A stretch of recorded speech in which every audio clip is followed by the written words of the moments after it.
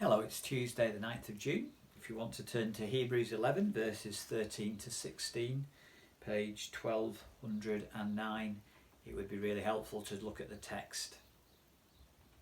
The sermon by Gary Miller I put on the email on Genesis 13 and 14, Abraham's fresh start, shows that these men and women of Hebrews 11 were flawed believers that God used. We look at Hebrews 11, 13 to 16, we see the writer of Hebrews is a master preacher. He's very good at the art of recap. Without being boring, he kind of repeats and emphasises what he's been saying. And some scholars actually say that Hebrews feels like a sermon or a collection of sermons. There's truths and then application, then truths, then application. So here the writer recaps and repeats without being boring. Hebrews 11, 13. All these people were still living by faith when they died. They did not receive the things promised. They only saw them and welcomed them from a distance, admitting that they were foreigners and strangers on earth. People who say such things show that they are looking for a country of their own. If they had been thinking of the country they had left, they would have had opportunity to return. Instead, they were longing for a better country, a heavenly one. Therefore, God is not ashamed to be called their God, for he has prepared a city for them. Sojourners or sojourners. Sojourn is an odd word. The NIV doesn't use it, uses the word strangers or pilgrimage. A sojourn is a short stay in a place that's not your home. Your week sojourn in a holiday cottage, perhaps. Do we see our Christian lives now as a sojourn, a short stay in a place that's not my home? Not a holiday sojourn though. Life's not a holiday cottage sojourn, maybe more of a Pennine Way walk. Pitch your tent, you sleep, you take it up, you walk, you pitch your tent, you walk, etc. A journey sojourn, a pilgrimage. The NIV uses the word strangers, other versions retain this word sojourners. For the faith person, for the Christian, the believer, the follower of Jesus, life is a short stay in a place that's not our home. It was true for Abraham, Isaac and Jacob, and they are here to teach us. Remember, they're living 2000 BC to 1700 BC.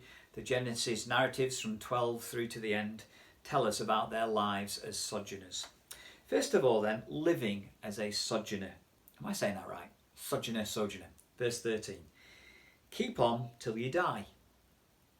They were still living by faith when they died. A sojourner just keeps on till they die, persevering the life of faith till our deathbeds. I'd highly recommend watching an interview with Neil Todman by Roger Carswell. Neil's brother, Clover, is one of Jessica's pastors at Bath. Neil tells his life story and how he lost Elaine, his first wife, to cancer at the very young age of 42. Elaine was living by faith when she died. And just note, if people don't persevere to the end, then they are not Christians. I might have been baptised, made profession of faith, taken communion, but if I don't persevere to the end, I will not make it to heaven. And that's a warning to me. Just have a look through 13. Sojourners, they saw. Notice the twin themes of they see with the eyes of faith the future, and they see with the eyes of faith the unseen. They did not receive the things promised. They only saw them, and then they welcomed them from a distance. John Owen writes, quiet waiting for the accomplishment of God's promises at a great distance is an outstanding fruit of faith. And then they confessed, admitted that they were foreigners and strangers on earth. And the writer of the Hebrews obviously knew his Genesis very well. Abraham told the sons of Heth when he sought to buy a burial plot for Sarah, Genesis 23, I am a stranger and a sojourner among you. Jacob said to Pharaoh, "The days of the years of my sojourning are 130 years or pilgrimage. Few and evil have been the days of the years of my life, and they have not attained to the days of the years of the life of my fathers in the days of their pilgrimage or sojourning." Even David confessed the same about himself and all his folks. He prays to God, "We are foreigners and strangers or sojourners in your sight, as were all our ancestors. Our days on earth are like a shadow without hope." So, living as a sojourner. But then 14 to 16, looking as sojourners. They look forward, not back. The Christian life is about looking forward, not back. People who say such things show that they are looking for a country of their own. They are seeking a fatherland, is the word translated country of their own. Land of my fathers is not Wales. A homeland, you could translate it. Didn't John Denver sing, "Hey, it's good to be back home again"? I'm now going to sing you a Jim Reeves song. This world is not my home. I'm just a passing through. My treasures are laid up somewhere beyond the blue. The angels beckon me from heaven's open door, and I can't feel at home in this world anymore. Oh Lord, you know I have no friend like you. If heaven's not my home, then Lord, what should I do?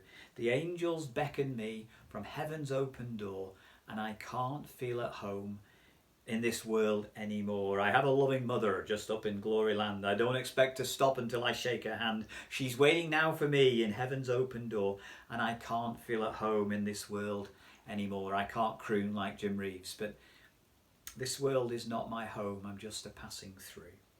Abraham, verse 15, didn't think about returning back to Ur. If they had been thinking of the country they had left, they would have had opportunity to return. Sojourners don't look back to this world, their hometown. They look to their future home. And verse 16, they were longing instead for a better country, a heavenly one. With them we aspire to a better place, a heavenly one. Living as a sojourner, looking as a sojourner. And then finally the end of 16, why? What's the motivation here? What is this motivation for living as a sojourner? It's this, that God owns us, that God is proud of us, that God wants us. Verse 16, middle. Therefore God is not ashamed to be called their God, for he has prepared a city for them. There's a condition here, but if I long for God's better homeland, if I long for the heavenly city, for heaven itself and then a new creation, then God will not be ashamed of me. I will go to God's city when I die, and then heaven will come down to earth when Jesus returns. God is my God if I long for a better country. Life as a sojourner. So do I see life, you've learnt a word now, do I see life as a sojourner? That life is a short stay in a place that's not my home. Say it to yourself tonight or tomorrow. If I really believe that this life is just a short stay in a place that's not my home, how will I feel and act differently if I really believed that? How can I fill my mind with more thoughts of a better homeland, of the city of God, of heaven? Read about it in the Bible, in good books, sing songs reminding you of a better country. Richard Baxter, a pastor in the 1600s, spent apparently half an hour a day pondering verses about eternity and heaven. I can't manage that, but can I just manage a minute? Start with a minute, Nigel, thinking about the better country. And watch Neil Todman's interview. You'll see there as Roger interviews him how Neil said goodbye to Elaine as Elaine died in their own bed as she went home. And then his children came up to say goodbye to their mum as she went home to heaven. And Neil's brother Clover, Jesse's pastor, Clover Todman, Neil's brother Clover lost his wife too before Neil had lost his. Clover's wife Sarah died at the extremely young age of 35, leaving Clover and two young girls. And Sarah was ill at home, but then had to be taken into hospital near the very end, and it all happened very quickly in the hospital, as Sarah died very quickly. Neil was there with Clover as Sarah was dying, and Clover and Neil embraced in the hospital. And Clover said to his brother Neil, "Sarah's going home." All these people were still living by faith when they died. Therefore God is not ashamed to be called their God, for he has prepared a city for them and for us.